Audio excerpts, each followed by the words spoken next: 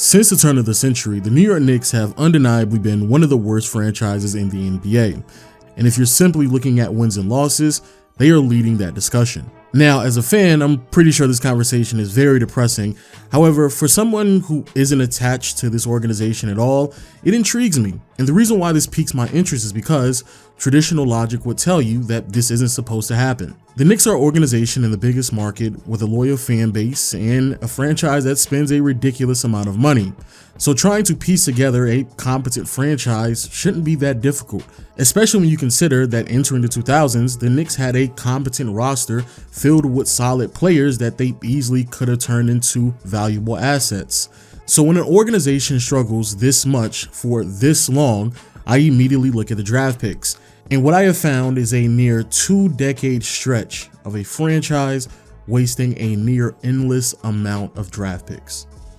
After their first losing season in over a decade, the New York Knicks ended up with the 7th overall pick in the 2002 draft, and with it they decided to select Nene, a 6'11" big man who had a pretty solid career as a quality starter in the league for a few teams. However, none of those contributions were with the New York Knicks, because on draft night, he, along with Marcus Camby, were traded to the Denver Nuggets, and in return, the New York Knicks received Antonio McDyess.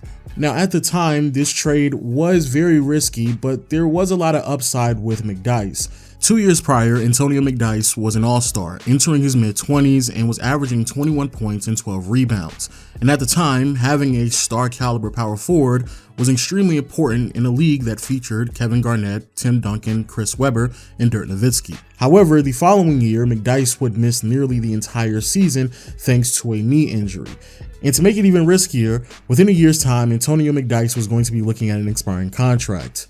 And just as luck would have it, this risky trade would turn into an immediate catastrophe as Antonio McDyess would re-aggravate his knee, thus sitting him out throughout the entire 2002 and 2003 regular season. To make matters worse, the McDyess trade would heavily influence what New York would do with the draft picks and some of their trades for the foreseeable future, thus bringing us to the 2003 draft. Of course, New York had another losing season with McDyess sidelined for the entire year, so they received another top 10 draft pick. And with the 9th overall selection, they decided to draft Mike Sweetney, a 6'11" big man out of Georgetown who was putting up very impressive numbers in his last year in college, and of course came across as a very quality option to replace Antonio McDyess since he was going to be on an expiring contract. However, the productivity never translated to the NBA as Mike Sweetney only played in the league for 4 years. But having no other choice, the Knicks were optimistic about their draft pick, and just a few months down the line, they decided to trade Antonio McDyess after only playing 18 games. McDyess and a few other players, as well as a 2004 and 2010 first-round pick, were sent to the Phoenix Suns, and in return, the New York Knicks received Penny Hardaway and Stephon Marbury. The Knicks would finish the season with a losing record, but it was good enough to make the playoffs. However, looking forward to the 2004 draft, the Knicks pick turned out to be 16th overall, and with it, the Utah Jazz decided to select Kirk Snyder, who was only in the league for 4 years. But looking at some of the other prospects who were still available, such as Josh Smith, J.R. Smith, Tony Allen, and Kevin Martin, you can definitely make an argument that the Knicks could have added a quality perimeter player on the team, which they desperately needed. But luckily for them, they were able to find one in the second round with Trevor Ariza. Yes, Trevor Ariza was actually drafted in the second round by the New York Knicks. I'm pretty sure many of you all weren't aware of this because he wasn't on the team for that long.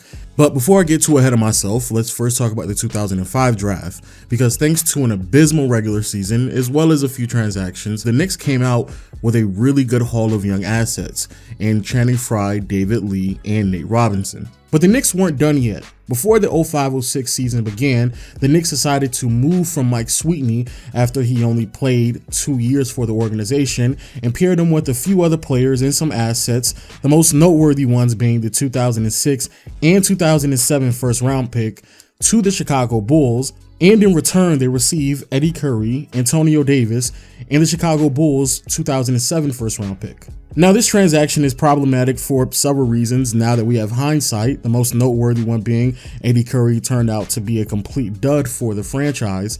However, since this video is more so about draft picks, giving up 2 first-rounders as well as another player who you just drafted 2 years prior for someone like Eddie Curry is a bit steep, especially since this team is still losing and you very much just well can just draft someone on the same caliber as Eddie Curry down the line. But of course, at the time, New York was in a win-now state, which they further perpetuated during the 2006 trading deadline when they traded Trevor Ariza to the Orlando Magic for Steve Francis.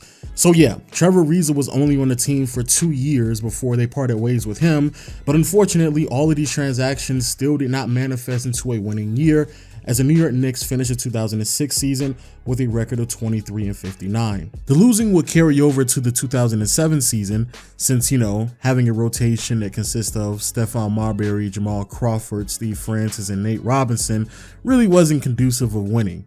Who would have thought? So what happened to the 2006 and 2007 draft pick that was given up during the Eddie Curry trade? Well, in 2006, the Knicks pick turned into LaMarcus Aldridge, and in 2007, the Knicks pick turned into Joakim Noah. Yeah, 2 players who turned out to be better than Eddie Curry. Also during the 2007 draft, the New York Knicks selected Wilson Chandler with the Chicago Bulls pick that they received during the Eddie Curry trade, which was good value for a player who was drafted with a late first rounder. However, later on that night, the Knicks also decided to trade Steve Francis and Channing Frye to the Portland Trail Blazers to receive a few players, the most noteworthy one being Zach Randolph. Now, at the time, Z-Bo was putting up good numbers, but none of his stats were translating to wins, and they basically gave up on Trevor Ariza just for a year and a half of Steve Francis, and also Channing Frye was a top 10 pick who they were parting ways with after his sophomore season. But wait, it gets worse, because within 18 months, the Knicks decided to trade Zach Randolph as they were moving in a new direction. See, during the 2008 offseason, the Knicks finally made much needed changes in their front office. They fired Isaiah Thomas, brought in Donnie Walsh, and hired Mike D'Antoni as their head coach. And as many of us know, D'Antoni runs a very unique offense that needs very unique players, so for the following months, they made very specific personnel decisions. This included drafting Danilo Gallinari in the 2008 draft, which quite honestly was the best available player at the time, so that was a great decision, and also traded players that they received over the past several years. Players such as Zach Randolph, Jamal Crawford. They also traded Ronaldo Balkman, who they drafted during the 2006 draft, and eventually just waived Stephon Marbury after failing to find a suitor for him. Which basically means it was official that the Knicks just wasted all of those assets over the past several years to obtain these veterans that they no longer needed. So with the high turnover, of course, that translated to another losing season. However, there was a silver lining. Al Harrington had a great season for the Knicks, who they received during the Jamal Crawford trade. Wilson Chandler emerged as a solid contributor for the team. And more importantly, David Lee started to look like an all-star as he was averaging 16 to 17 points while grabbing 11 rebounds. Now, I say all of that for one reason and one reason only. Now, heading into the 2009 draft, what type of player do you think the Knicks need?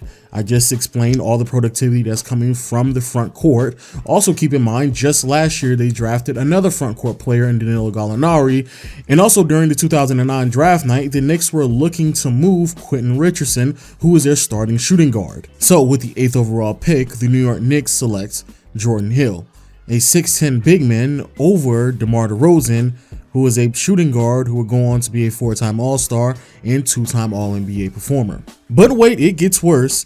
Because just a few months later, the Knicks decided to trade Jordan Hill during his rookie season, as well as a 2012 first-round pick to the Houston Rockets, and in return they received Sergio Rodriguez and Tracy McGrady. Now, why did they make this trade? Well, of course, they're the Knicks, and they have to free up cap space to sign 2 max free agents during the 2010 offseason, which featured a free agency class of Amari Stoudemire, D. Wade, Chris Bosh, and LeBron James. And of course, since we're talking about the Knicks, nothing went according to plan during the offseason. First, the Knicks do not have their first-round pick during the 2010 draft thanks to the Stephon Marbury trade. And since New York had another really bad season, that pick would go on to be a top 10 selection, and with it was utilized to draft Gordon Hayward. Second, LeBron and Chris Bosh took their talents down to South Beach to form a big three with D. Wade in Miami. So there goes trying to sign 2 max caliber players. And finally, since they were successful in landing Amari Stoudemire, they continue to be fixated on this concept of building a team centered around 2 max stars. And because of this, they wanted to continue to be flexible financially, which thus led them to just allow David Lee to walk in free agency and receive little to nothing for him, despite the fact that he was only 27 years old and coming off of an all-star season. Now that they're so deep into this concept of trying to build a massive super team, what they decide to do for the remainder of the offseason is just sign some very flexible contracts to try to make a play for Carmelo Anthony. Since news broke that Melo wanted out in Denver, and there were a lot of rumors that claimed that Melo was only going to sign a long-term contract either with the Nets or with the Knicks. So now fast forward to the 2011 trading deadline, and the Knicks decided to give up nearly everything for Carmelo Anthony. This included a handful of players, some of which they just signed during last year's offseason, as well as Wilson Chandler and Danilo Gallinari, as well as a few draft picks, the 2 most noteworthy ones being a 2014 and 2016 first rounder. Now, by the end of the 2011 season, the acquisition from Carmelo Anthony seemed like it paid off since the Knicks finally made the playoffs, which led them to receive a non-lottery pick in 2011, which translated into Iman Shumpert, which even though, yes, there were better players available, I honestly believe that was a solid pick with the 17th overall selection. In 2012, the Knicks do not have their first round pick because they gave it away during the Tracy McGrady transaction. However, thanks to a playoff berth, the Knicks pick didn't really manifest into anything valuable, and the Houston Rockets utilized that pick to draft Royce White. And even looking at some of the prospects that were still available, we can all say that the Knicks really didn't miss out on much when it comes to the draft pick. After that, we had the 2013 draft, and thanks to a very successful regular season, the Knicks' first round pick fell later on in the draft, and with it, they decided to select Tim Hardaway Jr., which is great value for a player who was selected late in the first round. However, they probably would have been better off selecting Rudy Gobert with that pick, especially since they decided to part ways with Tyson Chandler within a year's time. But that is far from the worst decision from the Knicks during the 2013 offseason, because just a few months later, for whatever reason, they decided to trade for Andrea Bargnani, and in the process, they gave up the 2016 first-round pick that they got from the Denver Nuggets. To make matters worse, by the end of the 2014 season, the Knicks went back to being a bad franchise. And just as a quick reminder, they do not have their first-round pick thanks to the Carmelo Anthony trade. Their pick now belongs to the Orlando Magic, and with it, the Magic decided to draft Dario Saric. And if Saric doesn't tickle your fancy, there are still several quality players available in the draft, such as Zach LaVine and TJ Warren. Now fast forward a year later, and the New York Knicks famously draft Kristaps Porzingis with the 4th overall pick after having an abysmal regular season. But hey, Porzingis is the best player that the Knicks have drafted since Patrick Ewing, and it seems as if they will be able to transition in the right direction.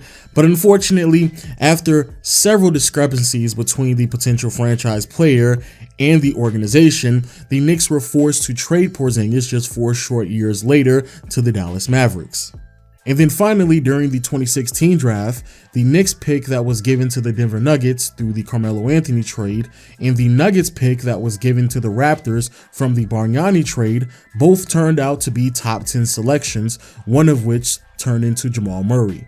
And even though I could go on and criticize the 2017 and 2018 draft selections with Frank Ntilikina and Kevin Knox, with various other players still available, such as Bam Adebayo, Donovan Mitchell, and Shai Gilgeous-Alexander, I would just be beating a dead horse. And I'm pretty sure many of you all get it. The New York Knicks for nearly 20 years have wasted a ridiculous amount of draft picks. Since 2002, the Knicks have drafted 29 players. 15 of them were selected in the first round, and 9 of those 15 were top 10 picks. And no, this does not include the picks that were traded along the way, 5 of which were top 10 selections themselves.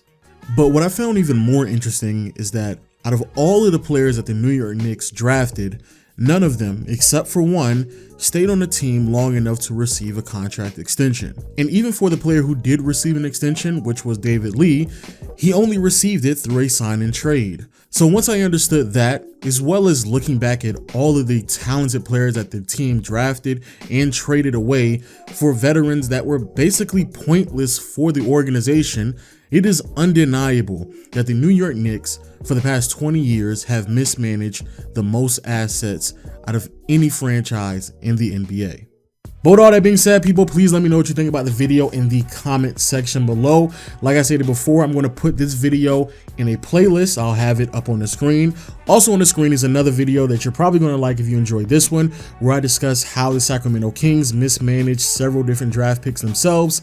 And of course, always hit the subscribe button, and I'll see you all next time. Peace.